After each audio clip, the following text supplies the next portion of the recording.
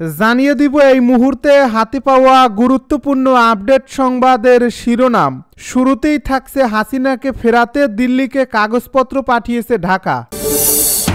এবারে থাকছে যত দ্রুত সম্ভব, এমনকি ডিসেম্বরেও হতে পারে নির্বাচন, জানালো প্রধান উপদেষ্টা।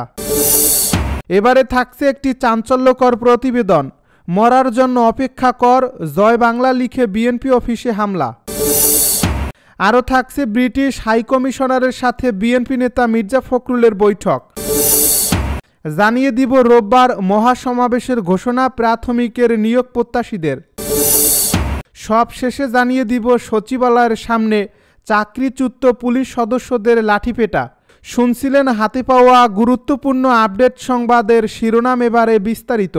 তবে তার আগে অনুরোধ রইল ভিডিওটিতে একটি লাইক দিন এবং কমেন্ট করে জানিয়ে দিন ভিডিও সম্পর্কে আপনার মূল্যবান মতামত। আরও জানিয়ে দিন ভিডিওটি কোথা থেকে দেখছেন বা কোন জেলা থেকে দেখছেন। হাসিনাকে ফেরাতে দিল্লিকে কাগজপত্র পাঠিয়েছে ঢাকা। বাংলাদেশ সরকার ভারতের কাছে ক্ষমতাচ্যুত প্রধানমন্ত্রী ও আওয়ামী লীগের সভাপতি শেখ হাসিনাকে বন্দি বিনিময় চুক্তির আওতায় ফেরত আনার জন্য প্রয়োজনীয় কাগজপত্র পাঠিয়েছে। পররাষ্ট্র মন্ত্রণালয়ের মুখপাত্র রফিকুল আলম আজ তার নিয়মিত সাপ্তাহিক ব্রিফিংয়ে এই তথ্য জানিয়েছেন। রফিকুল আলম বলেন, শেখ হাসিনাকে ফেরত আনার বিষয়ে ভারতকে প্রয়োজনীয় দলিলপত্র পাঠানো হয়েছে।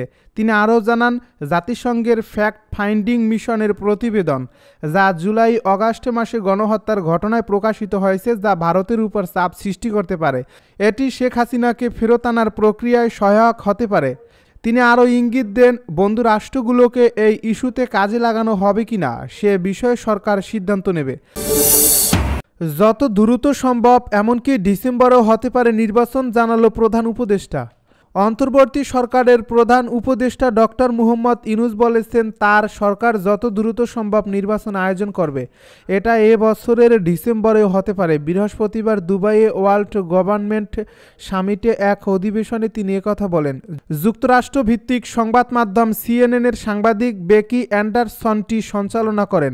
এ অধিবেশনে এক প্রশ্নের জবাবে ডক্টর ইউনূস বলেন, আমরা 15টি বিভিন্ন খাতের জন্য সংস্কার গঠন করেছি। আইনশৃঙ্খলা, পুলিশ, সংবিধান, নির্বাচন সহ অন্যান্য সংস্কার কমিশনগুলো প্রতিবেদন তৈরি করেছে। তারা বিভিন্ন সুপারিশ করেছে। নির্বাচন নিয়ে তিনি আরও বলেন, আমরা রাজনৈতিক দলগুলোর সঙ্গে আলোচনায় বসছি। যেসব সুপারিশের বিষয়ে সবাই ঐক্যমত হবে, সেগুলো নিয়ে একটা সনদ তৈরি করব, যেগুলো বাস্তবায়ন করে নির্বাচন দেব। মরার জন্য অপেক্ষা কর, জয় বাংলা লিখে বিএনপির অফিসে ভাঙচুর।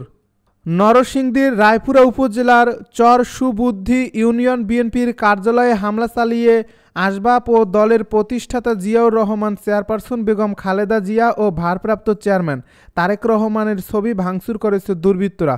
ওই সময় তারা অফিসের দেওয়ালে চারপাশে লিখে যায়, মরার জন্য অপেক্ষা কর, জয় বাংলা। বুধবার রাতে উপজেলার চর সুবুদ্ধি বাজার সংলগ্ন বিএনপি কার্যালয়ে এ হামলার ঘটনা ঘটে। স্থানীয় সূত্র জানায়, 5 অগাস্ট স্বৈরাচার সরকার পতনের পর চর সুবুদ্ধি বাজারের পাশে ইউনিয়ন বিএনপির কার্যালয়টি চালু করা হয়। বুধবার রাতে তালা ভেঙে অফিসে হামলা চালায় দুর্বৃত্তরা।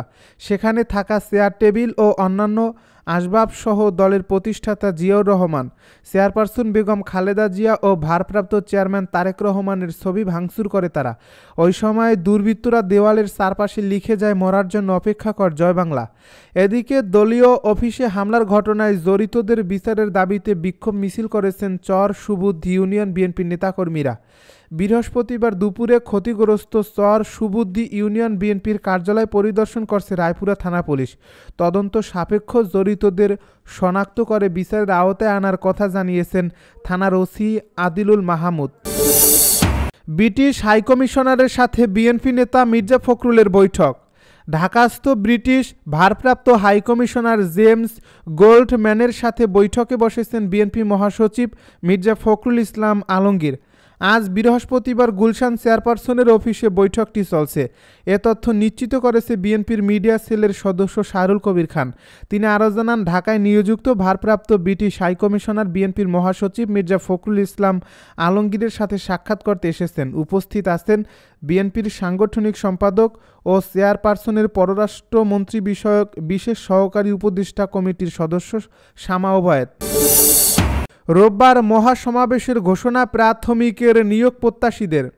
আগামী 2 দিন শান্তিপূর্ণ অবস্থান কর্মসূচির পর রোববার মহাসমাবেশের ঘোষণা দিয়েছেন সরকারি প্রাথমিক বিদ্যালয়ের সহকারী শিক্ষক পদে নিয়োগ প্রত্যাশীরা। বৃহস্পতিবার বিকেলে সংবাদ সম্মেলন এ ঘোষণা দেন তারা। তবে কোথায় এ সমাবেশ করা হবে তা জানানো হয়নি।